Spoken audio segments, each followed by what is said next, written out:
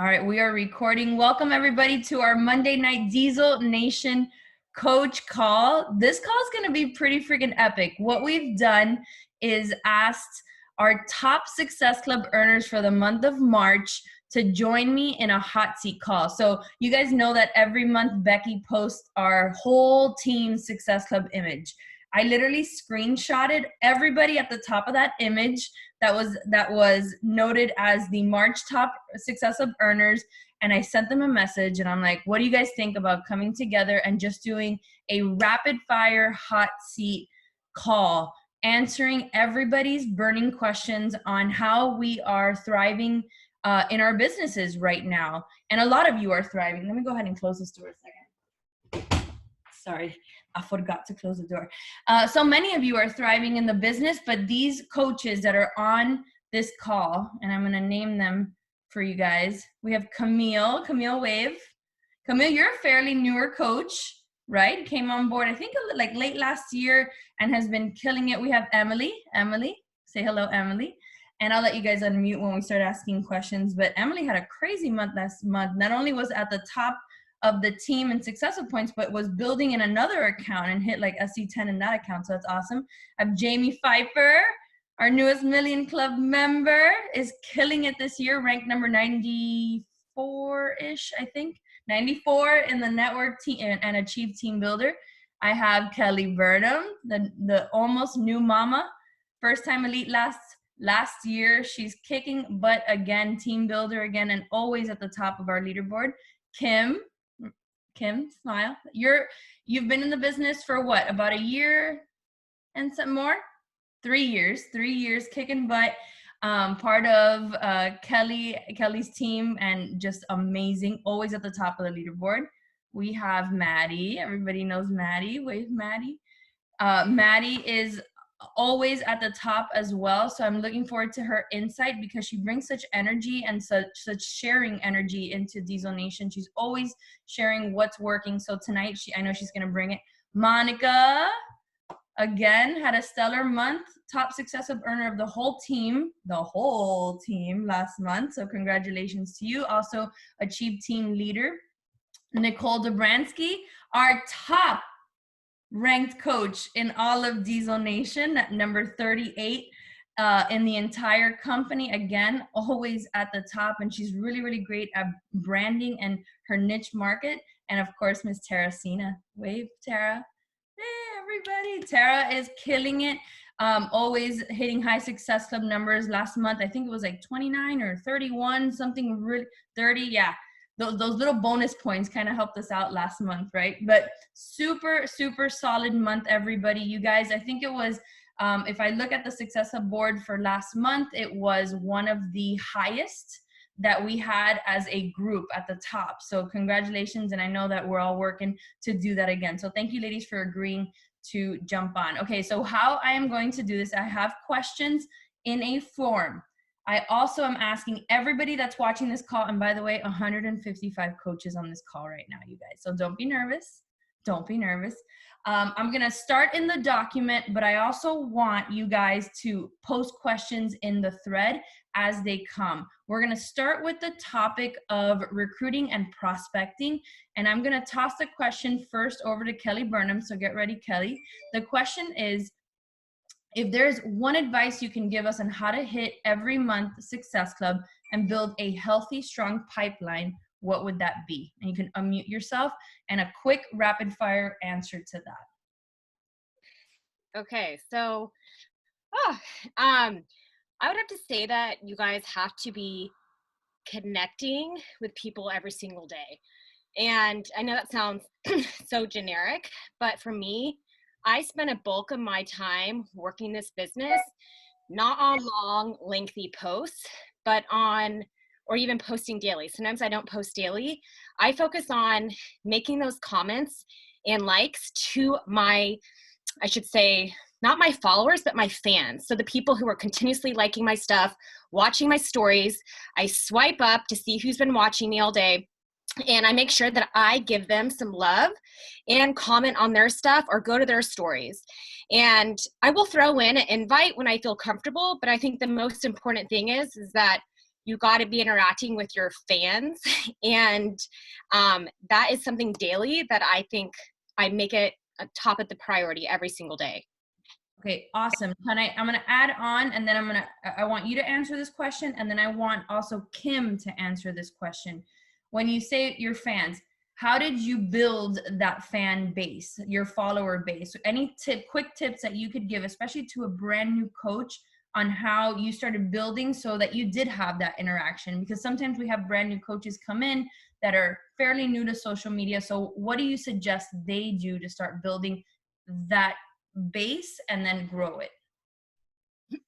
So one thing that I have my new coaches do, and I did, was really focus on the color wheel of who you are. So for me, I am talking, especially when I started as a new coach, I was talking to the other Kellys out there who were moms of two, or, young, not young moms, to young children, I should say, babies, toddlers. That's when I started this business, when I had a 6-week-old and a 19-month-old. And it was absolutely insane. And I didn't think I could work this business, but all I decided to do was to be vulnerable and share my journey publicly. So instead of just logging in the app or, at the time Facebook, I started to share it with my Facebook friends and my warm market. And then over time, over the years, to grow my warm market is where I feel like I'm talking more to a specific niche of people. And it's not, it's not always like I'm always evaluating my feed. What can I share more of? How can I relate more to the people who are watching me? And I like to see who's watching me too. What kind of people are they?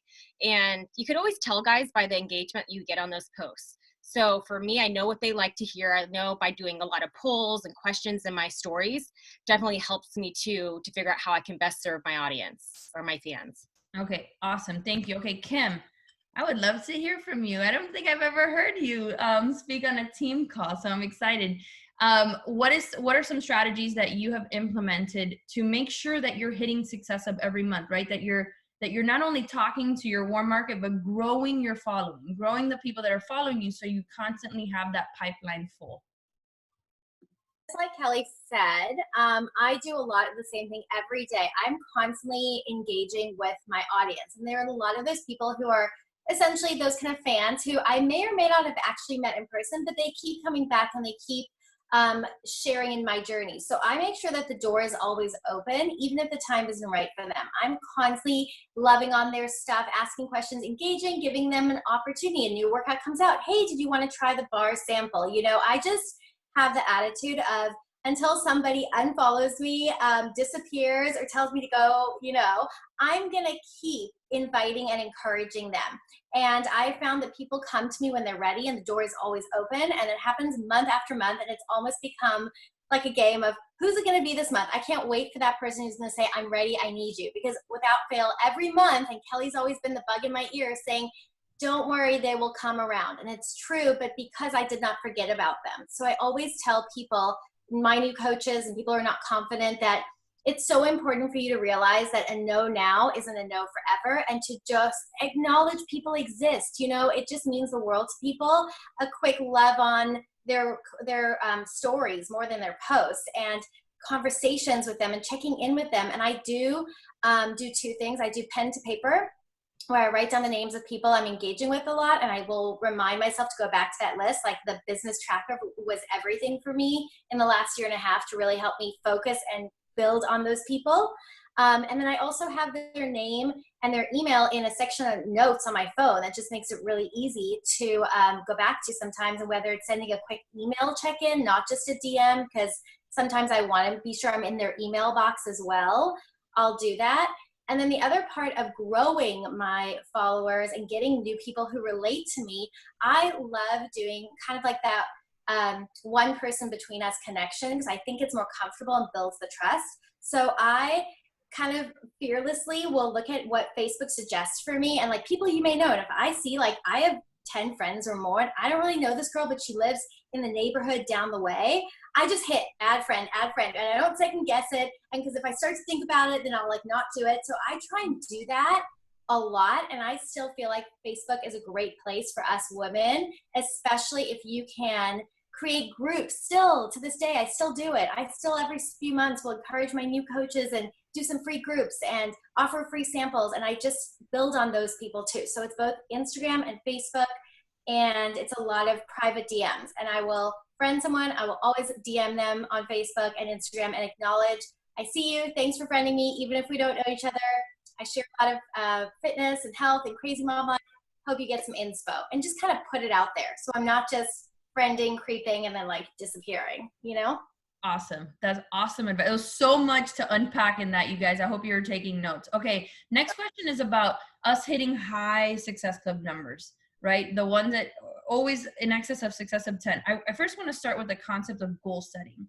Monica, when you start a month, how do you set the goal for set the goal? And by the way, I'm going to call on a few of you, so be paying attention on this one. Okay, so for me, when I noticed the big shift in my business is when I started setting the goal. When you, Christina, actually challenged me one time. You're like, what if we hit Success Club 10 in 10 days, the first 10 days of the month? And I took that challenge, because before that, what happened to me, which is probably what I see happening a lot, you know, on my team, is that we get to the beginning of the month and we're kind of like, ugh, I'm exhausted from the month before. And you kind of like just take a break for the first week. Then the next week you're like, oh my gosh, I got to get to work. By week 3 and 4, you're like all of a sudden desperation mode. And the last few days of the month, like struggling to hit Success Club. And that's when the bare minimum numbers come in.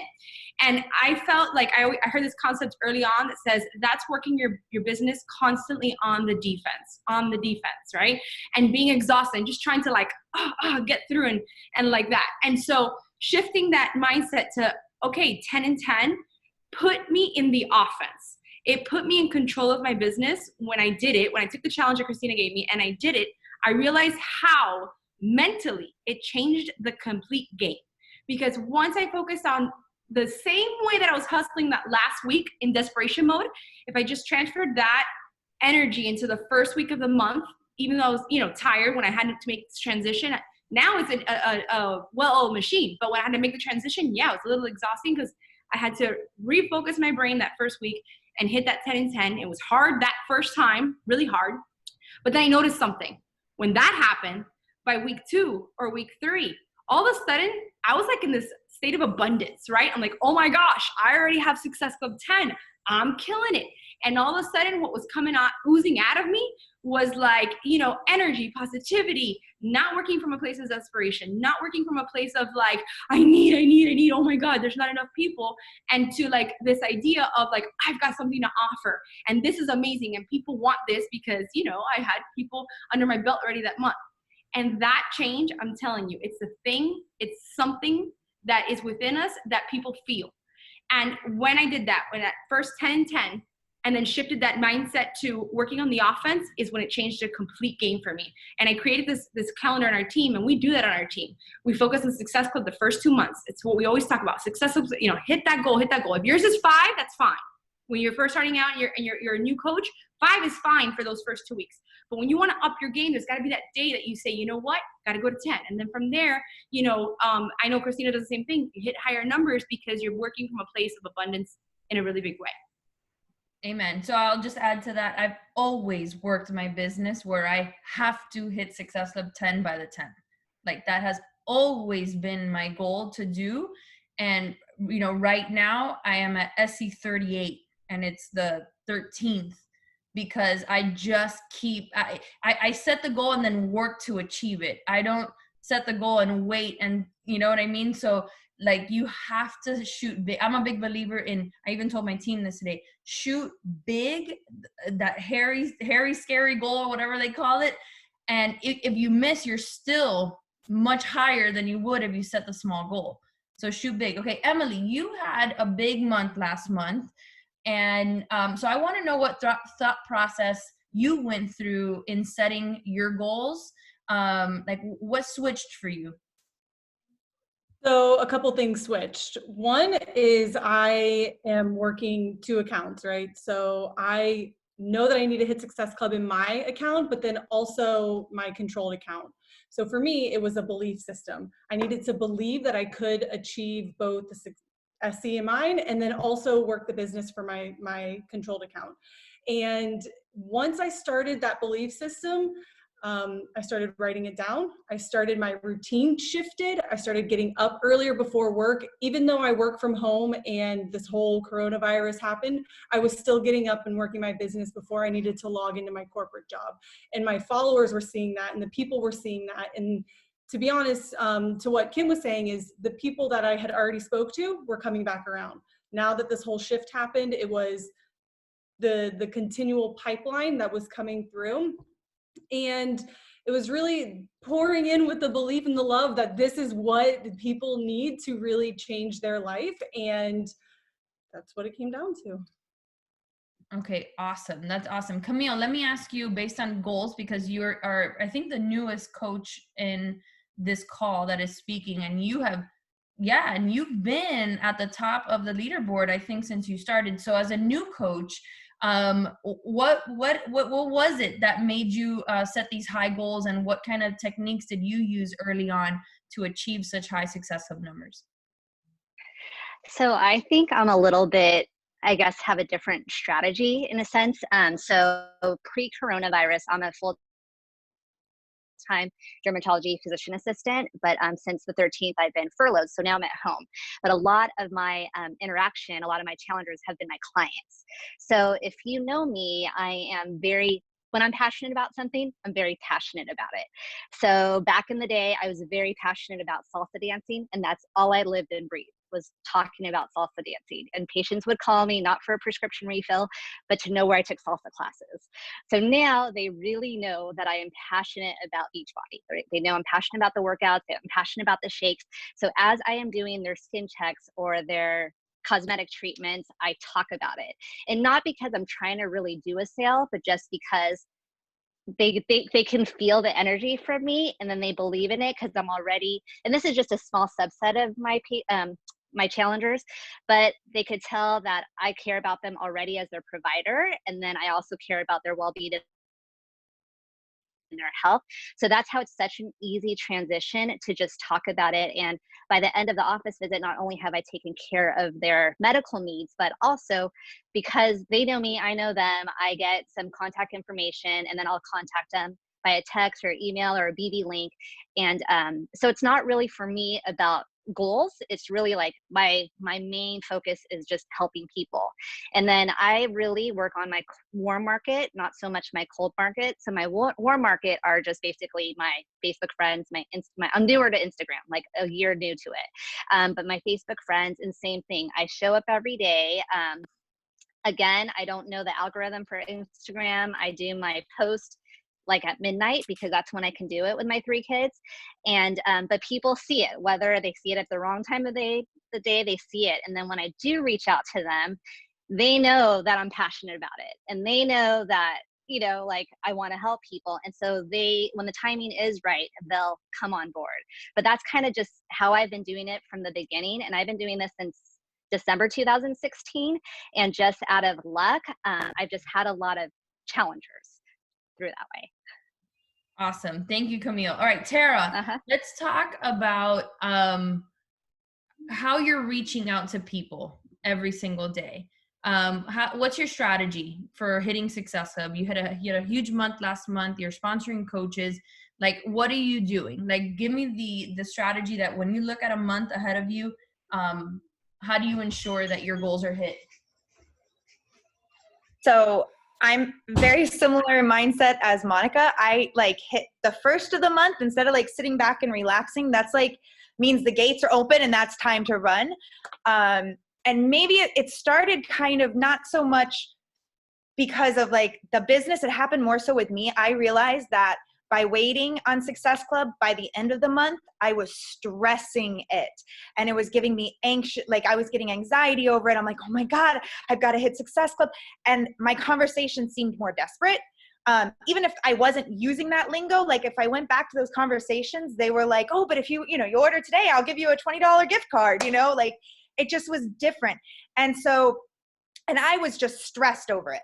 So I made the decision, okay, I'm going to have to hit Success Club early on so I can not breathe and relax and sit back, but so that I don't have that like mental meltdown and pressure on me, because I don't work well under pressure. I'm just not that. Some people do, I don't. So I hit, like, when the first of the month comes out, I'm like, okay, how am I going to hit Success Club?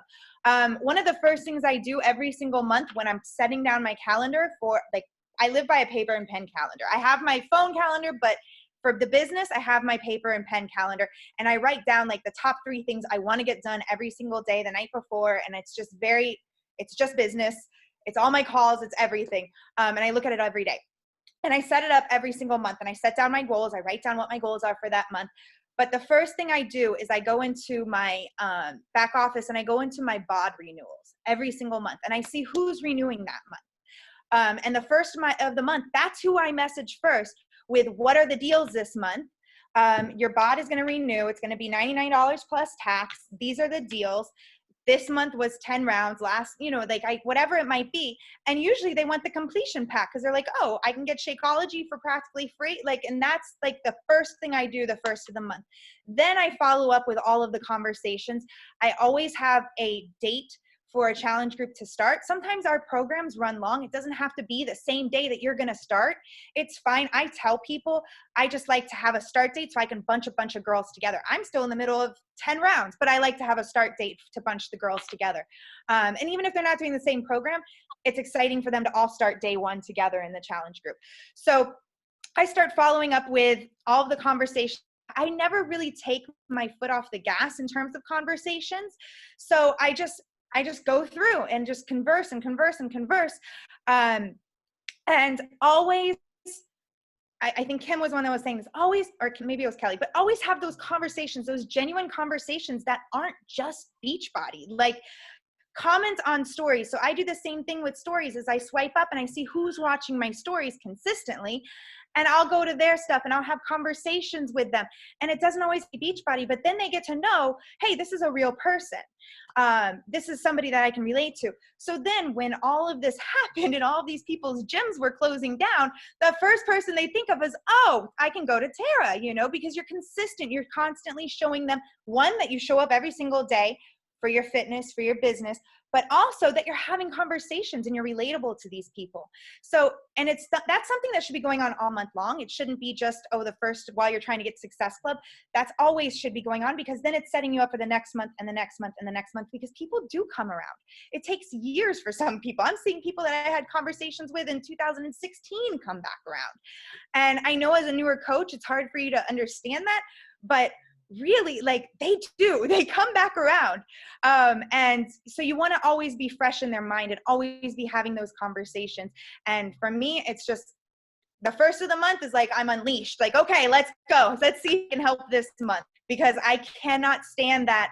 Oh my gosh, it's the 31st and I'm at SC4 or SC8. And I'm like, you're so close. I just don't work well like that. So that was awesome advice, Tara. You nailed some really key points in that real short answer. So thank you so much. Maddie, you're up next.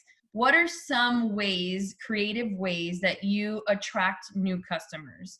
Do you use free groups? What are the things, the Maddie strategies that you implement to make sure that pipeline is never dry? So I am constantly, and this is something I'm kind of doing newer in April, because I hit Success Club 10 on the second day of the month. I was like, I have some wiggle room. So I'm starting to not invite every single day, which I don't recommend if you haven't hit Success Club, because this is something I'm still kind of testing. But I felt like I wasn't genuinely connecting with my audience as much as I wanted them to connect with me. And I was wondering why they weren't feeling obligated to comment on my stuff. So I'm connecting Monday, Wednesday, Friday, inviting Tuesday, Thursday, and then following up Saturday and Sunday. And so I feel like this has been so much better for me, where I don't feel like I'm burning out on invites. I'm still sending 200 plus invites a week. It's just on 2 days. But I'm connecting and love bombing on people so much more by doing the 3-1-1 method. So I like 3 of their photos, commenting on 1, and then following them. And I'm doing so many more of these. So my power hour on a Monday is doing this for about an hour. And then on Wednesday, I'm doing this for another hour. And yes, I'm going to have conversations in there where I'm inviting or they're asking me for info, because I'm still doing call to actions on my stories, or in my post. So yes, I'm going to still sign people up if I'm not inviting that day. But I'm focusing on more connecting with those people by doing IGTV stories that aren't about Beachbody. I'm doing IGTV stories about how I braided my hair or how I did a really bad self-tanning because I tried to do it at home without using Nick and I had a streak across my back. Like, those things are relatable with everything going on, and it's adding so much more value than, hey, drink this shake that everyone is talking about, or do this workout, because we all know the gyms were closed. So adding so many new workouts, everyone was seeing that, but they didn't know if you were real by if you're adding things like doing gel manicures from home. So I've been doing a lot more of that and trying to brand myself more than just talking about coaching and how at-home fitness is good for them.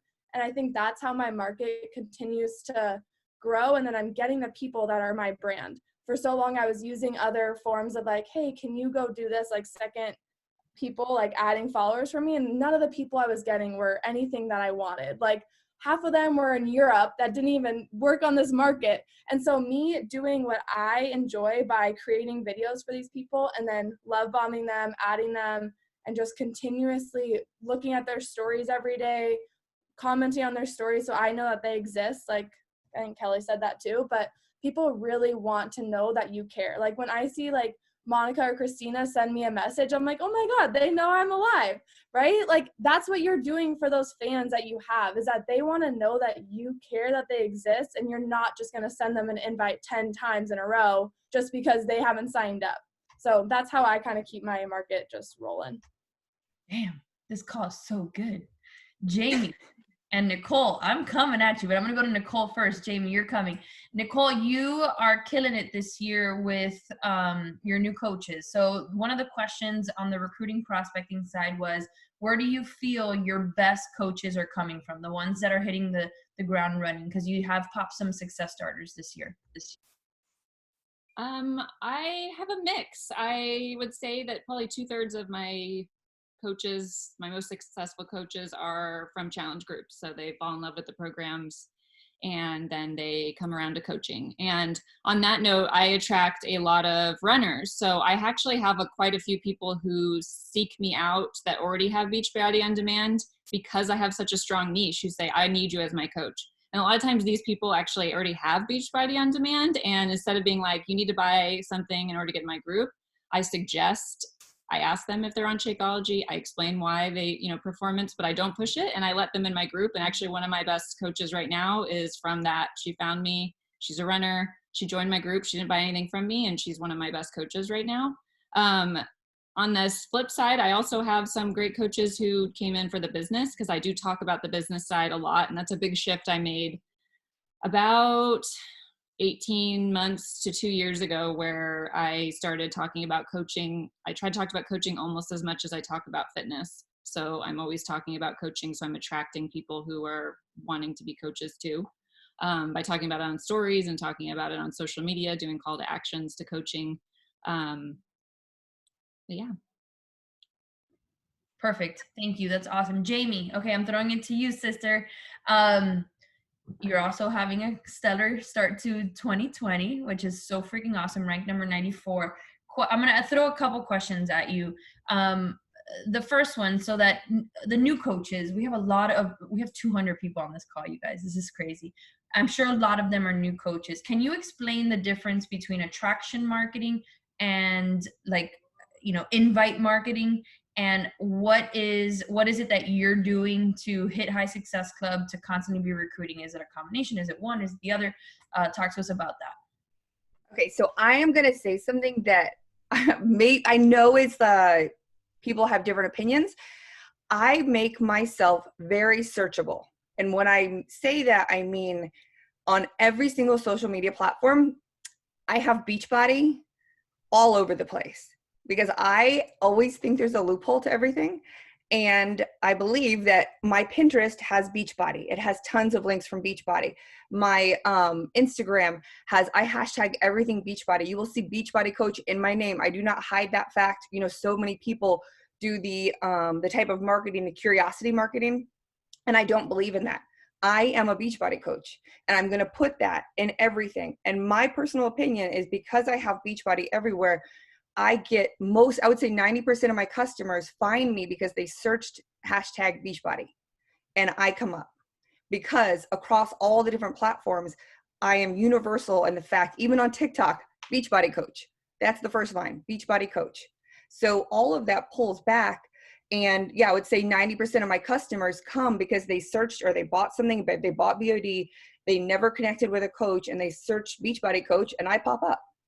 So for new coaches, I do believe that you should have that in there. And I don't even know if that answered the question correctly, because I don't have to use different types of marketing and things like that anymore because they're coming to me. But I'll have to say this, every single person on this call, I know your posts, I've followed your posts.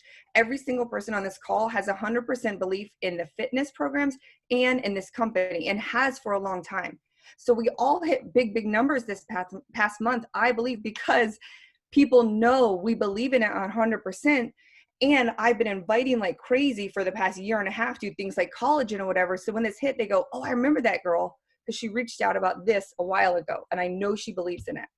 And when people search my name, heard this from a lady today I was on the phone with. She said, oh, I searched Beachbody coach and I stalked your page and I read every post. And I can tell you take this business seriously. You're a professional and you're consistent. You believe in the products. You're showing your own fitness, because I show up and you can read my story easily, whether it be the coaching side, the fitness side, any of it on my Instagram. And they can tell from that like, this is me. I am all in 100% with both sides of it. And the attraction marketing thing, I don't know if you can see my shirt. Like, I am silly. I am funny. I am not serious. And that's who I try to get. And I post a lot of funny mom memes, and I really delve into my hashtags I'm going to put on them. And when people start tagging all of their friends because they think it's funny, I go friend every one of those people because they're all my people, and they're moms who like humor about wine and things like that. And that's how I find my tribe. So as they tag their friends below my Instagram post, I go to that person and I follow them. And I'm like, thank you for bringing all these people to me to follow. So when you guys say, how did you find followers or people who are your niche, post funny mom memes with the correct hashtags, and you'll start getting a bunch of names under there that are your people. That's freaking brilliant. Thank you, Jamie. I appreciate it. I share that sentiment too. I've actually posted about it. And everybody can have their own way of doing things if you have found success in it. I don't believe in curiosity marketing because I think it does take away from the belief. Right? If I have to guess what you're doing, or there's some shady shit going on, like I want to know that you are in it to win it, and that you're at the top of your game, and that you're not going to quit, and you're not going to stop showing up, and you're in, like, that's just me. But I think there is, I can have an argument with Shalene Johnson, and she can be like, you're crazy to do it that way. And I'm gonna be like, well, it's going to work for me. So, you know what I mean? So I think everybody can do it either way. Let's talk. Let me ask a question for all of you. General question. Is anybody working because you're an essential worker? Like you're working, or you're a teacher that has to teach kids in addition to having your kids at home? Okay, Kim, question. Number one, if you can share what you do, what you're doing, and also how are you structuring your day to still be productive in your Beachbody business? Because there was actually a few questions that we got from coaches that are like struggling right now because they are either teachers having to teach their class and then do the kids' work, or they're working, let's say, in a hospital right now. Sure. Well, to be fair, I'm not working full-time hours, but I am a hospital social worker, and my husband is a police officer. So we have a lot of that added stress because both of us are not able to distance completely and to feel safe enough at home. So there's an added stress for sure. And there's also shifts that I can't say no to. So what I do is I will just be, as we've all heard, and I don't think it really makes a bigger difference in healthcare or anything, corporate jobs, whoever's working right now, you're working. And the stress is there, especially when, like me, I have little kids. I've got like billions of Zoom things to log in and homework. The stress is so real, and it doesn't matter if you're even just like, I say that, stay-at-home mom. It's all equal, you guys. So I'm kind of going to say that that's a self-limiting belief, to be honest. And I think that's a little bit of a hard truth, because no matter what you have going on, I don't think anybody has it easier right now. It's just different. So that being said, same thing that I think Emily said is getting up early. If you want this bad enough, you guys, in this season, which is a hard season, but it's a very critical season for us, for what we do, then you're gonna get up earlier. And you're not gonna jump on the Netflix bandwagon of watching all the latest crazy shows, which I have done that. I watch more than ever before, but it's been a little bit of my stress reliever. So I know that, but I'm aware of it. So if you're struggling and you're telling us that you can't fit it in, I'd say a few things. Set your alarm. Decide if the workout has to maybe go on hold one day so you can power pocket a 45-minute working window. If that's what you have to do. Sometimes that's necessary to hit your goals. If you have to work at night and tell your spouse, I'm here, watch whatever you want, but I'm going to be on my phone for the next 45 minutes because I've got to get this done before bedtime, do that. I've heard Maddie say on other calls, like, before I go to bed, I make sure I get out this many invites, you know, and that's stuck in my head sometimes if you want something badly enough. And also give yourself a little grace, you guys. Those jobs in healthcare are super stressful, and you're not going to be doing anything good for anybody if you're just running yourself down. So it's okay also to adjust where you're at. And I don't know if that's motivating or not, but I think it's important to know, like, I had to sort of adjust a little bit of my goals for where I thought I'd be in end of April right now, just for what's happened. There's a lot of stuff to adjust to, and that's okay, but don't stop and don't make that your excuse. Awesome. Perfect response, Kim. Thank you for that. A question just popped up in the thread. Do you send messages that early in the morning? So Kim, if you're getting up earlier than normal, I think I'm going to answer it for you, but it's okay to send messages at any time, right? Yeah, and I do it at night too. And it's funny because I think sometimes time zones are different, engagement, when people see things, so they don't always pay attention. That message came in, let's say at 6 in the morning or 5 in the morning. If that's your time to do it, do it. And the same thing, if it's 9:30 at night and you're comfortable with doing your business at 9:30, it doesn't matter what people think. It matters how it works in your schedule. That's it. Awesome. Okay. Of course, I muted myself. That was silly. Switching gears to the wording of invites. And I actually want to do rapid fire. I'm going to start with Monica, go to Emily, Kelly, Nicole, Jamie, Camille, Kim, Maddie, then Tara. Just say, and don't think too much, if you were sending an invite right now to someone on Instagram, what would you say? Monica, go. This is a hard one for me because I rarely do it. I'm just being honest. I rarely do it. But if I feel it's appropriate, what I would say is, hey girl, listen, I've got this thing that's happening and I've been thinking about you because I think you'd be perfect for it. And then I lay it out. That's when it feels right to me. Okay, perfect. Emily.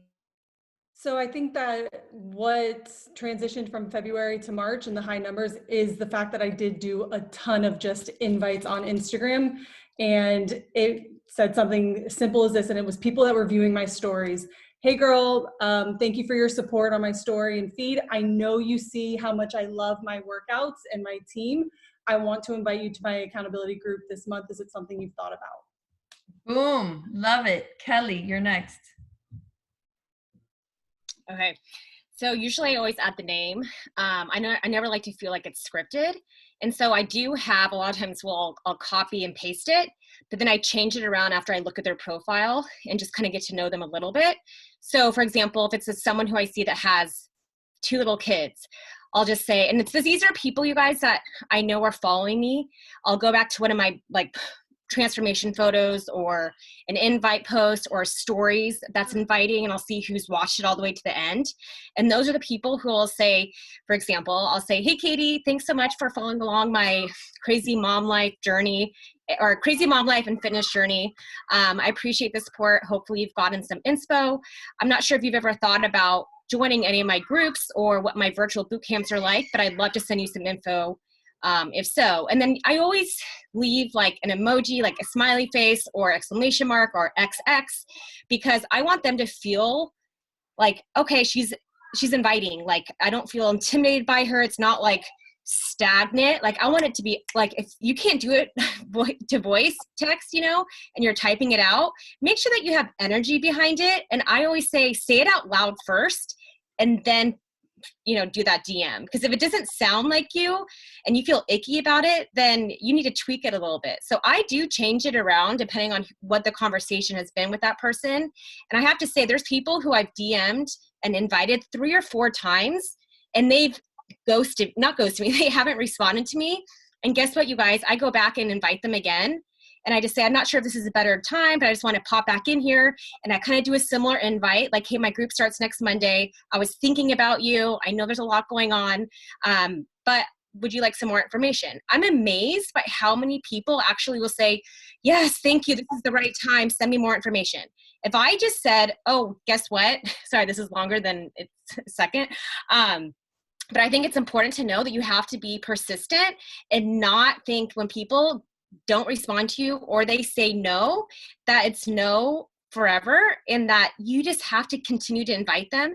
I look at it like this: if they're still watching my stuff, there's a reason. So I feel the obligation. It's my job to say, maybe she's ready now. And that's how I get a lot of my people every month, is they finally are like, oh, yes, send me the information. Fine. I'm ready to go. And I'm like, oh, okay. So don't give up on the people that are ignoring you or not responding to your messages. Keep inviting them. I mean, like they always say, the fortune is in the follow-up. Like, I swear I have followed up with people 9, 10 times until they finally are like, yes. And that's when it's their time. So great answer, Kelly. Okay, Nicole, you guys switched all the way that you were like numbered. So now I'm going to try to remember the order. Nicole, tell us any message that you would send right now.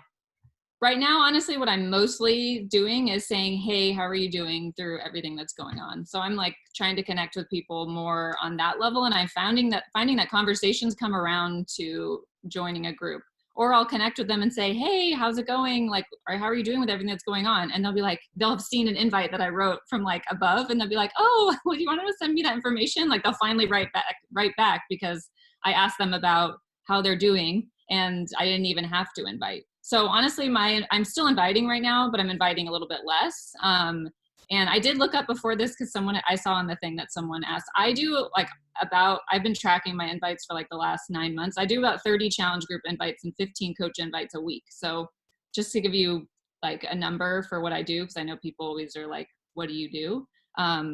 But I'm like more like Kelly. I don't do like mass invite sprees as often. And when I do an invite, I usually, especially coaching invites, I make them very personal. And especially since my niche is runners, a lot of times I'll reach out to a runner and say, hey, I see that you love sharing your running, because there's this whole group of runners out there on Instagram who love to share their workouts, right? But it's running, it's not what we do. So I will ask them, hey, I see that you love sharing your running online or on Instagram. Have you ever thought about what I do as a coach? I'd love to send you a 5-minute video if you want to check it out. It's something I've been doing lately. It's the 5-minute video. That's just an example of a coach invite that I'll do. That is freaking awesome advice. And the purpose of answering this is so that you see that there's no one way of doing it. And I hope you guys are realizing that there can be so many different ways, and each one of these women is having success because I bet that they've switched it up a million times and they're trying this time and that time. But great freaking advice. Okay, I think it was Jamie that was next in line. So Jamie, how are any kind of specific message that you're sending right now? I will say, instead of giving you guys a specific message, I'm going to give you my pointers. I don't do a message invite over 3 sentences. And I pretty much only invite to retail products, because to me, that leads to much more conversations. Like, so I'm saying, when I say retail, like Collagen and Energize, Recover, because they've watched my stories or I think they would benefit from it. I don't cold call invite to challenge groups, because my retail smaller invites, or when I invite to my free 14-day BOD trial, that leads to a conversation about something else. So yeah, first pointer, keep it to 3 sentences. I always end it in, can I send you more info, or should I follow back up in 30 days? Because I give them a clear way. And sometimes I'll say, I do not want to bug you, so let me know if you have 0 interest, if I should follow up in 30 days, tell me what to do. Because then I don't feel weird when I follow up, but I don't word vomit tons of info to them. I say, hey girl, saw you watching my stories on collagen. It has been absolutely skin changing for me. Can I send you info? So then I can give them the info when I know they're going to read it, because I'm not going to send them this long thing and lose them 4 sentences in because they're in the middle of a Zoom call with their kids on homeschool, you know, like, so short and sweet. And I really invite a ton to retail products. Remember that if you're getting hung up with how, or lots of no's or silence for challenge groups, stop and back up and go to something that's an easy win like collagen or energize. I was hoping you were going to say that. Like, come on, Jamie, say it. All right, Camille, any specific message that you're sending or strategy that you're using right now for direct invites? Well, today was the day one of our next challenge group. So I did invite last night at like 10 p.m. And I did a different approach that I normally have been doing, just because last month you guys gave us the great PDF for the free boot camp. So now I'm saying, you know, hey, how are you doing? Depending on the person, and I actually don't just invite to girls. I actually invite to men too, because I do have a lot of husbands that are also doing the workouts with their wives. I have a couple standalone guys that are in my group as well. And, but I just basically let them know, like, now that we're all sheltering in place, do they need any help with workout options? So I don't really say, you know, in terms of Beachbody, but like any workout options, or do you want me to send you a free link for a sample workout to try? So I definitely have gotten more response that way, just because everyone now is watching their spending. And I did have quite a few people join our free boot camp. Some people, maybe one person did sign up for at least a 14-week free trial. I'll follow up on her. But basically the message I want to send is like, I want to help you in any way I can. So can I include you in the group? Or do you want just a workout option? And so some people say, yeah, like I need help. Like what can I do for core, or what can I do for this? So it just depends on the person. Good. Awesome. Great advice. Maddie. Forgot to unmute myself. I literally send the same invite month after month after month. I go, hey sister, I'm not sure if you've seen, but I'm enrolling for my April boot camp. We start on April 27th. Would you like some info? End it with a question. And one thing I'm doing this month that's been huge is I'm video chatting people back, so I can see my face, because I had Keisha Fitzgerald video chat me about something one time. And I was like, wow, she took 15 seconds to actually personalize her message instead of sending mass messages. Like I do send 50 plus mass messages a day. Like that's just how I invite. But adding that little flair of a video chat has been a game changer this month. Beautiful. I love that advice. Okay, Kim, and then Tara. Hey, Maddie, I'm so excited about a video chat. I like voice message. I am a fan of that, especially if I've been having conversations with people or we're almost there. And I feel like instead of texting a whole long thing, let me just quickly let them hear my voice. It is a game changer. It makes all the world of difference. You're happy. You can hear someone's energy. So I like voice messages. I've been doing kind of 50-50, a combo of what like Kelly and Nicole do. I've been trying to also hit SC10 early in the month. So I did invite harder in the beginning. And then when I feel like I can chill a bit, I'm building the real quality relationship and those warm messages. So for me lately, I've sent a lot, and I do a lot in one go, probably 3 times a week, maybe in chunks of like an hour at a time. Where I go through who's watching my stories, I go through who my new friends are, and I'll send something very much like, hey, put their name in. Lately, I've been saying, how are you handling things in this new quarantine lifestyle? It's been really stressful for us, but we're just trying to get through day by day and find the silver lining. Because I want them to know it's not easy for me either. So I think it's okay to throw things in, you know, whatever time of year it is. Kids are going back to school, write them. How are you handling back to school? Oh my gosh, it's like such a kick in the pants, you know? So they just, again, can say to you, oh my God, yeah, I'm struggling, but I love what you do, because that's often what comes back. And then when they say that, you go, well, would you want to try it? My group's starting, or let me send you a sample. And then you ask those questions. I think, Christina, a long time ago, you said, ask the questions before you give the information. And that changed everything for me. I'll say, what kind of workouts do you like? How long would you like to work out for? Ideally, what would you like to see change right now? So that's everything. That's where I kind of grow the conversation. Love it. Gosh, you guys, this is so good. Tara, you're last. You better make it good. And I'm like the odd man out here. I have never sent a cold invite in my 4 years of coaching, ever. The closest thing I have is to like a free group, or when when they started doing the sample workouts, I would say, hey, well, I know you love to work out. Will you try this workout for me and just tell me what you think about it? I know you love fitness. Will you try this? And I've never sent a cold message. That's the closest thing. So either to like a free workout or a free group or something along those lines. But I've never sent an invite to my actual challenge group completely out of the blue. And let me like elaborate on this, because you're going to be like, whoa, how does she do it? Then I have enough conversations organically that I don't have to. And sometimes I wonder if I do what some of these other girls are saying, because I'm like jotting down notes. I'm like, this is genius. Then maybe I would be like in the SC 40s and 50s and 60s. So there is part of me that's like thinking like, okay, maybe I should start to transition to that. But I have enough conversations organically and naturally, and I know how to, I ask a lot of questions. So people will come to me and they'll ask me about, oh, how do you do diastasis recti exercises or this or that? And I'm like, well, what are you doing? And I just kind of shift the conversation. Or they'll ask me, oh, how do you eat? You know, how did you eat during competition prep or something? And I just kind of shift the conversation that way. I do follow up like crazy. I will follow up with a person until they unfollow me or they join me, really. I have no fear in the follow-ups.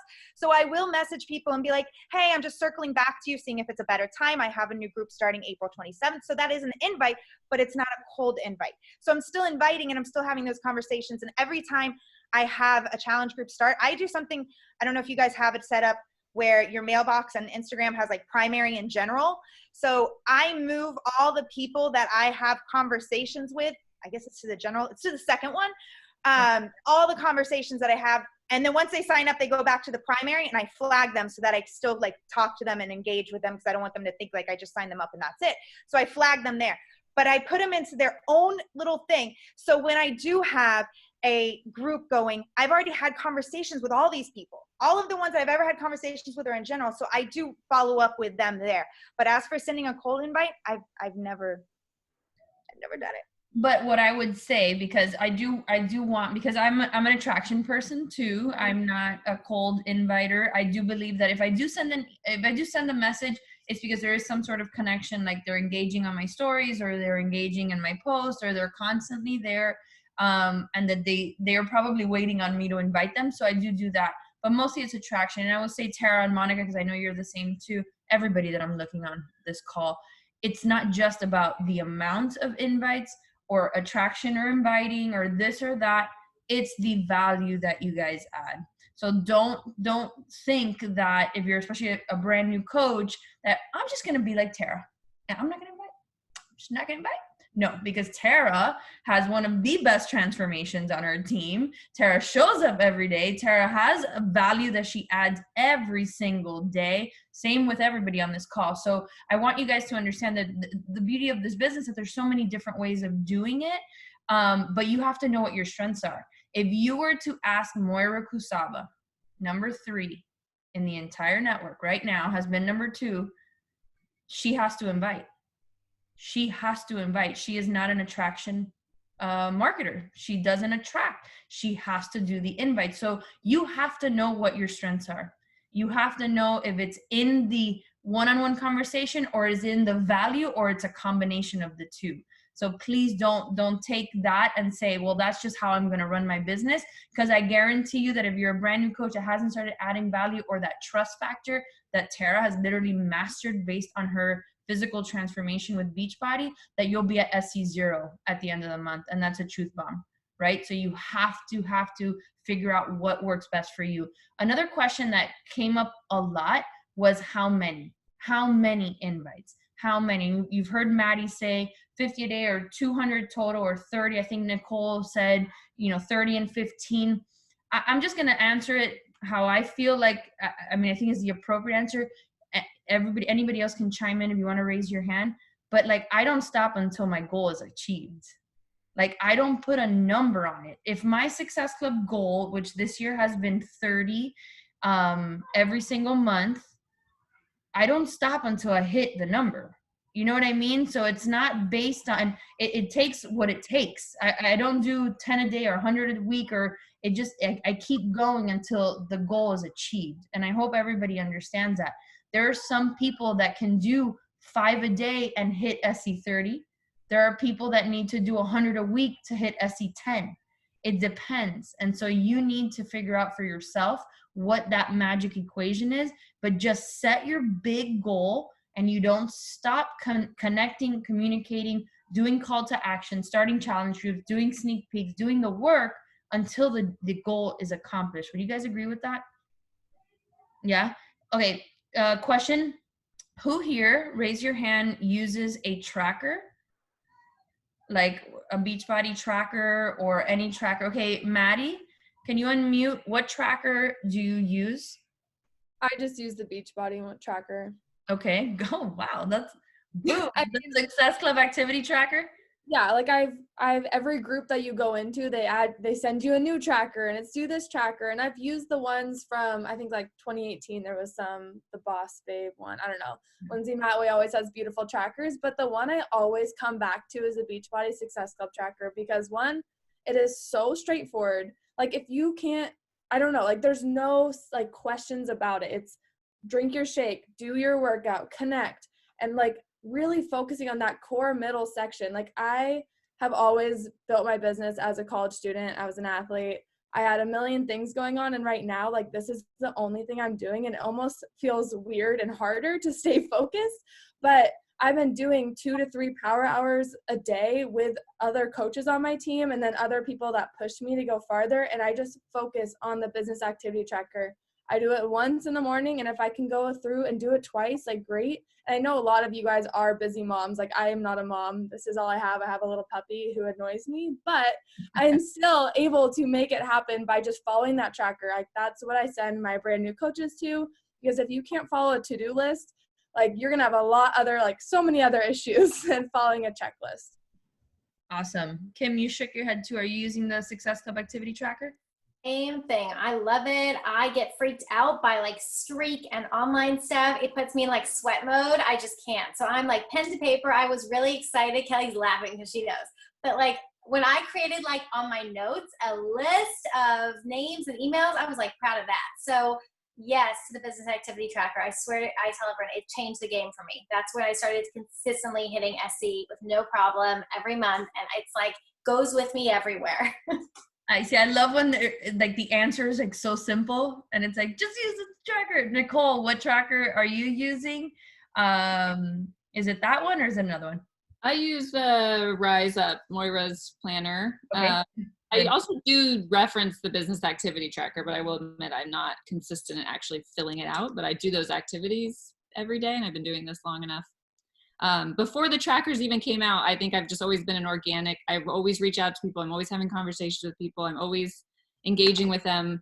And so that's just something I do naturally. But I do track. I use the Moira's or the Rise Up planner. I use the business version and it has a to-do list. It also has a your hot list. So if someone shows interest, but I haven't actually sent them an email list, they're on the hot list until I have I was an accountant in a prior life. So I have a spreadsheet with all my clients in it. Once I get their email address, they go into the spreadsheet. And that's what I find. I tried to use Streak. I've been trying to use it for follow-ups, but it doesn't, I like Excel so I can search for people's emails in my email box. Perfect. That's what I do too. I get I shift everybody to email. I know some people think it's crazy, but if you reached out to me about coaching or filled out my coaching application, I filter coaching and all my coaching prospects pop up. I do the same thing for 10 rounds, I'm 100. It's like, I just do everything on email. So awesome. Okay. Hold on. There was a question about, hold on. All right. How do you, are you reaching out to your current challengers and past challengers? No, that's about challenge groups. So how do you keep track in your groups? How do you keep track? Okay, sorry. There was a lot of misspellings. How do you keep track of your groups plus all of your coaches? So Monica, you have a big business. You have a lot of challengers. You have a lot of coaches. What are some strategies? And I'll ask a few of you this question. And we're getting to an hour. I know we got to get off, but this is so productive. What do you do to kind of manage both? Well, I set my business up largely on, like I said, breaking up the month. And the first 2 weeks of the month to me in my head is all about Success Club. So that equates to challengers. And that's when I really focus on my challengers from the past month. So I have a running list of all my new challengers. I give a lot of TLC to like the first 2 to 3 months of them being a challenger, right? Like a lot of TLC, because by then, you know, the person's committed. And if the person's committed, chances are they're going to, turn into a coach, right? They're going to convert into a coach. And if 2 to 3 months in, that's when either people fizzle out and they just aren't committed, and I've done all I can because there's only so much I can do, and I continue like that working well. And then in my business, the second 2 weeks of the month, I focus largely on the team, right? My coaches and coach building, and then also recruiting of new coaches. And so that's when I shift the focus on to, I have constant pods of my coaches, depending on where they are in their business. I either have, chat pods, text message pods. My leader pods are very strong. They independently work their teams, and then we together collaborate on things. So in my head, I'm very simple. I just break up the month, and I'm like, okay, got to cross this off this week. And that's how I should focus. And I'm just a firm believer in that. I think we get overwhelmed that we think that we have to be on top of everybody and chase after people and handhold and babysit sometimes. And I know those are harsh words, but sometimes I'm not saying that we have to do those things, but we feel like we must, right? How am I going to take care of all these people? And the fact of the matter is, and I talked to Christina about this, the word coach to me is coach means that you're there to help people work with what they bring to the table and be the best that they can be, right? It's not your job to run around. We're not personal trainers. We're not paid nutritionists to be like, please work out, please work your business. Please, you got to work with what people bring you to the table. That's what a coach is, right? Any coach out there, you bring skills and they're like, how can we make your skills and make you the best? And so I just carry that, with me, is that the ones that I'm working with are the ones that are showing up, and the ones that are doing the things, being part of the groups, being part of the trainings, being part of the team calls, being part of the challenge groups that are in the forefront and I'm working with. So I know that kind of went around, but that's really how I work the business. Perfect. Great answer. And then I want to keep going. If you guys need to jump off because you have the kids and you have dinner or whatever, jump off. I'm going to keep quarantined them to their bedrooms. They're good. I feel like I want to keep this going. And I know you guys have little ones at home, and those of you that are on the West Coast, if you have to go, do not worry about it. But there's so many good questions on this list and in the chat that I need to get to. Let's see, Kelly, before you, because I know you have all the children and the pregnancy and the thing. Do you let your new coaches add their challengers into your challenge group? Yes. And I think this is huge because I tell my new coaches right away, I say, hey, new challenge group starts next Monday. So we need to do those personal invites right now, not just a post, but send those personal invites, and you're going to add them to my group. And this is an email that I send them anyway when they first join. And I say, I actually want you to be in my groups for the first 3 months anyway. So that takes the pressure off of you. And every single one of them has always said, oh my God, thank God. And I'm like, well, it's not as hard as you think, because we have guides and I'm here to mentor you and help you. But I think in the very beginning, it is so important to take them under your wing and do the posts, make sure, and I tell them, you have to be the best challenger in our group, meaning you have to add value. You have to add a selfie every day with your workout, after your workout, your shake, and you need to let your challengers know that you are their coach and you're showing up too, because they're there for you, not me. So I 100% think that it's important to have your new coaches there. I need to let go of them sooner because I hold on to them for too long. So that's something that I'm working on, where I'm like, hey, it's time for you to partner up with maybe another new coach and do this maybe after 3 months. But in the very beginning, absolutely, they're with me. Awesome. Emily, what about you? Do you take that same strategy? Yeah, so what I was going to say too about the difference between what you do with your coaches versus your challengers and how you kind of keep them organized. I am not one who is typically organized. As a portfolio manager, you would think like, what? You're probably very organized. So I had to come up with a way and a systematic process for me that worked for me as I was signing up. And last month, hitting SC35, essentially, I was like, oh my gosh, right? So what I do is I jot down, if you see here, I put all of my customers' names with the date that they sign up on a sticky note on my board. And then if it's a coach, I have a separate section on my downline Success Club, everything. So then when I'm sending my messages to people, checking in on my challengers, checking in on them, I can look over and see exactly when they signed up. So I know that their Shakeology is about to renew. Or I want to check in to see, you know, how are you doing on your Shake? Oh, I haven't seen that you've been logging in our app. Do you like it? Are you drinking it?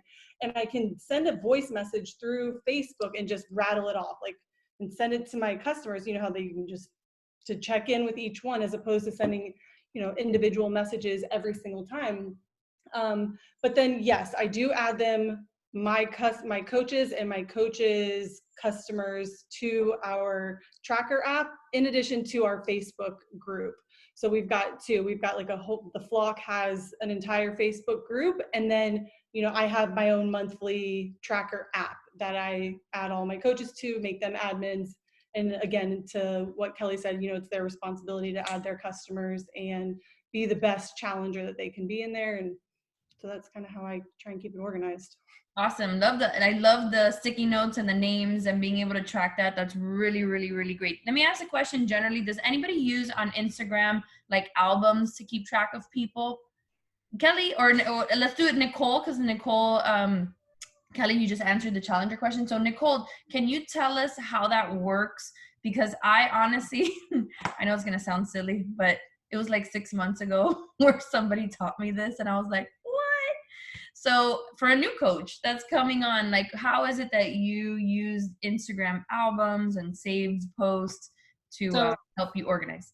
Yeah, I follow a lot of people. So if I am talking to someone, so just in general, if I come across someone who I think would be a great coach, because I do invite people to the coaching opportunity, that's one of my main collections that I use. So basically, I see someone who's sharing they just seem awesome, and I don't want to be like, hey, like, I'm going to send you an invite right now. And like I said, a lot of times I'll see these when I'm in my phone, I'm not near my tracker, or I'm not, you know, I'm whatever. I sometimes will work when my kids are playing or whatever I'm doing. So I will go to their post that I saw, and if you click this little, you're probably not gonna be able to see it, but if you go to someone's actual picture, their last picture, the bottom right, there's a little flag, and you click the flag, and then it'll prompt you to say save to collection. And if you hit that, you can create these like albums. And so I have one called Coaching Prospects, and I'll save it there. And then during a power hour, I will go back to that album, which you can go back by going to your main, like your profile, and in the top right corner, the 3 lines, and then you go to saved, which is the flag again, you'll see it and say saved, and you'll see those collections you have. So then I'll go, okay, Coaching Prospects, and I'll start just interacting with those people. If they have stories, sending them a message, just so that they don't get lost in my feed. And then I also have a collection, this is kind of funny, but I have twins. So a lot of twin moms reach out to me who are pregnant, and they say, I found your blog, you talked about you, because I'm adding value about twins, or like what I experienced through twins. And so if they're pregnant, I'm not going to invite them right now. So I save them to a pregnant twin mom collection so that I can go back later and be like, you had your babies, want to join?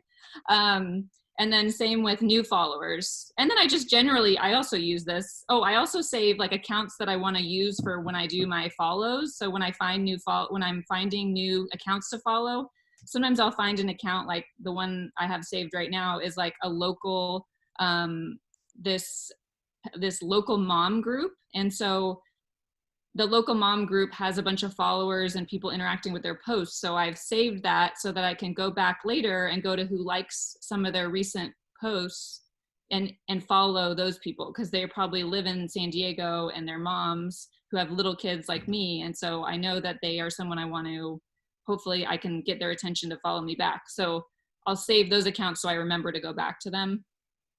Those are some examples of how I use the saved ones. It's just a way to keep organized. Brilliant. Monica, you were chatting away in the chat about, you also do, what are some of the things that you look for and save and build collections for? You said post ideas, different things. Yeah, so I do that largely for content purposes too. So not only tracking of people that I'm talking to, or people, someone said dream team, I have the same thing. Like if I see a girl that I really have my eyes set on, I'm like, man, she'd be great for this. I'm not one to do a cold invite, but the way that I work my business is that I flirt with her. I don't stop flirting with her. I create a relationship with her, and hopefully one day she'll be on my team, and a lot of the girls on my team came about that way. But that's one way I use it, but I also use it for content purposes. A lot of my memes, a lot of the funny stuff that I share, I've had that collected for a while. And when I feel, because guys, I'll be real with you, creating content is exhausting sometimes, right? Like, do you write a post and you're like, I put my whole heart and soul in that. I can't do this for like another 2 weeks because that took everything out of me. That happens a lot, and that's great. You need to do those things in your business because you're creating content that's forever. Your content can be regurgitated over and over, and you can use it. But for those off moments where you just don't want to think, or you just don't have any ideas, you have like writer's block, which happens to me a lot too, I use that content bucket, and I'll either look at someone else's idea. Don't take their wording. Use their idea and make it into my own, use my own story and create a post, or those funny, memes and stuff that are great fillers that are also of a lot of value in my opinion, because they, like, you make people laugh and you share your humor and you have this place where it's, I think now more than ever, it's important that there's a laid back feel also, right? Like, it's not just beach body, like workout, because like then it could be white noise or a turn off. So those things are great for fillers as well. So I've got that stuff collected. Like, Christina, we call each other and be like, hey, I need, a great quote. You have a great quote, or you have a great this or that, because we collect those things for a long time coming. Absolutely. I will look at when someone, a call to action pops up into my feed that I'm like, damn, boom, save. And then I don't use it, but I'll go back and use it, reword it, put my story into it. But absolutely, you guys, that save and the collections feature is so key in creating content. I live in my insights. I will look back for 2 years, and especially the call to action posts, and I'll look back and say which ones had the most engagement, which ones had the most clicks and likes or shares, and I will repurpose them. Monica and I were actually right before the call talking about we need a new call to action, and I sent her one. I said, this is the tone that I'm going to soften it a little bit because of the state that we're in, but this is what I'm looking to post soon about for coaching. And so look at what posts, when you put them up, are the ones getting the most engagement. And it is totally okay. People forget real fast. We are so forgetful that if you used a call to action 6 months ago that worked, reuse it, just put another picture on it, like absolutely. So that you're not constantly having to recreate, build content, because as it stands right now, if you guys haven't realized, 2 years ago, I would post 6 times a day on Instagram. I felt like that was my full-time job. And now it's like once, maybe twice, 3 times if I'm having a fun day. But like on your wall, that really should be like, where you're placing the value. And then it's in the stories where you're all day long constantly sharing and adding and polls and doing the braids. Like Maddie said, someone said, how can I get people to watch my stories, that like new people to watch my stories? I'm like, what do you gotta do? Do new things. If your stories look exactly the same every single day, then you're just gonna have the same people watching it every single day. So you've got to find new ways to do things, right? You have to do things that are outside of Beachbody. You have to figure out what things that you're excited about. Right now, there's so much. I think Maddie was the one that talked about the nails. I'm like going to order that thing and just talk about the dip, because that's a new way of starting conversation. So get creative about that. All right, objections, and then we're going to be done. We're going to talk about money objections. Anyone feel very passionate about this right now? Anybody, or do I have to cold Maddie? All right, let's talk, Maddie. The question is, I don't know how relatable this will be to every single person, but for my business, like, college students don't have the money to order Shakeology on Home Direct every single month. So I had to grow my business over and over and over again, because my retention is so much lower than so many other people. But the way I've been really combating money objections right now is relating, because I was probably like one of the first people that lost their job on March 13th. So I understood where people were coming from as it kept coming worse and worse each week. So I would do like the feel, felt, found method and really relate to them. But I was doing it, like I said, over a video footage, and then telling them, hey, I had a few girls this week that came in as coaches And if they have 3 friends that join with them, you pay back your investment. Then you're having an awesome friendship that you can do these workouts with. You're not costing yourself any money because you're getting that referral bonus. You add them to my group, you don't have to do the coaching, and now you're right where you started. And now you get to have fun, get results, and that's kind of how I've been combating that right now more than ever. Can you dig a little bit into the feel, felt, found? Is that, did I say that right? Yeah. So I relate so much more. So I'm like, I totally know how you feel. I have went through the same thing. I have felt that same pressure of like, oh my God, where is my income going to come from this month? But I found that if I were to find 2 to 3 girls that want to do this with me, I would make back my investment. And the worst thing that happens is I get in the best shape of my life and I have a supportive community to do it with. And that's just kind of how I would talk if I was doing a video recording. Oh my God. Did you guys write that down? Did anybody write that down? That was so we're going to get this recording and just go fast forward to this part and write that down. I can type it out too. That was so good. Awesome. Thank you, Maddie. And Monica, you want to talk about objection? Yeah, I think that what I started doing a while back that helped a lot was when I got an interest or that knee-jerk question of, well, how much is it? Before I answered that, I asked questions. And I always say, do you mind if I ask you, and I have these quick 3 questions that I ask like on replay. Do you mind if I ask you these 3 quick questions to get to know you better so that I know how to serve you or to match you up with what you need, you know? And the 3 questions are, what's your goal? What's your biggest struggle? And what's your goal? What's your biggest struggle? Now I'm having a brain fart. Wait, what's your goal? What's your biggest struggle? What's the other one? Are you saying it? I said, put the phone like this and you'll remember. No, because I have it in my notes and I literally, oh no, I'll type it right now when we finish. But the bottom line is that these 3 questions, no matter what they answer, and I do listen to the answer, okay? I do read through to the answer and I absorb what they're saying. But no matter what the answers to these 3 questions are, the bottom line is they need a challenge pack with VOD, they need Shakeology, and they need that portion fix, because I know that that's foundational for everybody, no matter what. No matter what your goals are, those are foundational. But what it does is it equips me with the ways to beat the objection afterwards. So when they do come back and say, wow, so, you know, this costs $160, I'm like, yeah, but you're talking about getting nutrition, fitness, you know, superfood shake that's going to help you with, you know, it's a complete system. And for everything you just told me, you know, just tell me right now that you're battling sweets at night, that you're eating a bowl of cereal at night. You're telling me that you're waking up with no energy, telling me that, you know, whatever it is, or you don't have time to get to the gym anymore because you just had your second baby. All those things, I come back and I'm able to battle them. And I will also piggyback off of what Maddie says. I use it largely.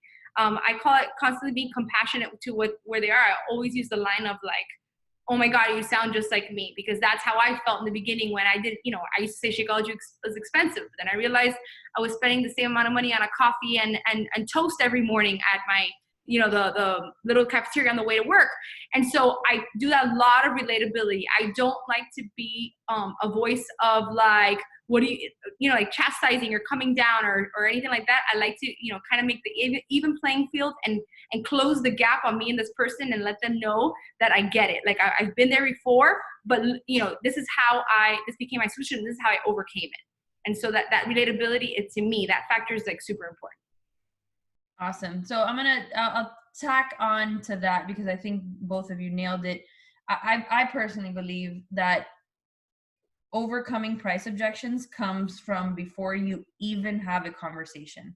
And I think that the more confident you become in what you do as a coach and who you are and how you achieved your results, then that's what you portray. That's the vibe that you set off. So when someone comes to you or you're having a conversation, you can confidently with 100% certainty say, you know, I inspired you to take action in your life. Well, this is what I did. I work out every single day to our programs. I drink Shakeology, I drink Energize, I put collagen in my coffee, XYZ, whatever it is that you do. So if you want to achieve, and I use Ultimate Portion Fix. So if you want to achieve the results that I had, then this is what I'm going to recommend. And you can't nickel and dime your goals. You cannot discount what you want to achieve when I'm telling you is that this is the full package. So new coaches that need to you know, to re-establish their customer base, it comes with getting results and being so confident and having that like belief system within you that you can confidently tell your people that this is what I do, and so this is what you are going to do. And then for me, the questions are really simple. It's getting their why. So my question for everybody, and all my new coaches know this is what I ask them: what motivated you to reach out? When I have the answer to that question, and I say, what motivated you to reach out? Tell me your story. That's what I tell everybody. That's what I ask everybody. And then they tell me their story. I am then equipped with every bit of information that I need to combat any objection that comes my way. So it's all in, before you even talk price, you build that confidence within yourself and then ask that key question. I think it's a game changer. It's what I've been doing for the last 3 years, that basically they cannot nickel and dime me after they tell me their story, because then I have all the information I need to reject any objection that comes my way. Go ahead, Tara. One little thing that I think everybody knows, but then I speak to like newer coaches and they don't know. I don't ever send the price. So I have that conversation back and forth. I add value. They're like expecting to see like this huge number coming, really is what they're expecting, because I'm giving so much value to it. I send based on what they've told me. Like I kind of already have an idea of what program. Are they going to be a bar program? Or are they going to be a 10 rounds program? I send them that image that has the best, better, basic, better, whatever, has like the mega, the deluxe, and the basic option. And I always speak up about the deluxe, because those are the three products that I swear by: Shakeology, Energize, and Recover. Like I swear by them. Like, and people tell me, they're like, I want your legs, I want your arms. Well, these are the 3 things I drink every single day. Without fail, I drink them every single day. And you get them at a better price in the deluxe. And I've had many girls come to me and buy the basic, and a week later they're buying the deluxe and they're like, I should have listened to you all from the beginning. But when you speak value to that middle option, I've also had people say, oh, well, I kind of want the 3-day refresh, so let me do the mega. Or they're like, oh, I really can't do the deluxe, but I can do the basic. And so you're kind of like giving them that middle ground, and they almost will always, if they really can't, where there's a will, there's a way. And if they really can't do it, they'll still manage to somehow find a way for the basic. And then if that's still not, like, always help people too. And I mean, give them other options. Like I tell my girls this all the time: help everyone, because you know what, maybe they really can't invest in that 160, but they can do a 3-month membership or something like that. And then when they get back on their feet and they see the value and everything, then they come back around. But always I send that image, and it's been a game changer since I sent that image, and I speak value of that middle option. And I think they kind of either go either way, but 90% of the time they go with that middle option. Amen, sister. Say it louder for the people in the back. You always go for the middle option, because that gives you at least that sale for sure, 100%. Crystal, you asked, what if they're the ones reaching out to you? Or, okay, so I think you're saying it's easy to use my questions when they reach out to me, but I think the same is for when I reach out to them. So if I reach out to them and I invite them and they are interested in my challenge group or whatever, I always say, okay, but let's back up a second. That's it. Just take the conversation and back it up and say, now tell me why you're motivated, right? I know I reached out to you, but why'd you say yes? Why'd you say yes to more info? So just back the conversation up and get them to answer the question and to tell you their story, or to prod them to tell you their story. So just back it up. Don't push too fast, no, don't push forward too fast. Sometimes you need to slow down to speed up. All right, you guys, it is almost 10 o'clock. Does anyone have any last parting words that they're like dying, like, oh, I didn't get to answer, or I need to say this tonight? Anybody? Nicole, go ahead. You have to have a great transformation. It's like, I think we all do. And I think that a lot of the reason why people come to us are people, you got to have the transformation, or it doesn't have to be completely physical, but some kind of transformation that you can share, how this has changed your life. Physical is great because people just see it, but also just if you have that mental or whatever it is, just be talking about that and show that, because people need to know. If you invite them but you have nothing to show for them to achieve, then they're not going to want to buy the mega pack, because they're like, well, it's not really working for you. It's true talk, you know? So make sure you get that transformation. Go all in. We have no parties to go to, no holidays coming up. We have no excuses, you guys. Go all in. Amen. On that note, I think we can end this call. You guys, this was freaking awesome. We might have to do this once a month because this was really, really, really good. I mean, I'm just honored to do business with you guys, to be in this with you, because you guys helped me level up. You've just helped our entire team level up. We kept the attention of over 150 people for the majority of the call. Like, that is awesome. So thank you, ladies. I love you. Let's do it again.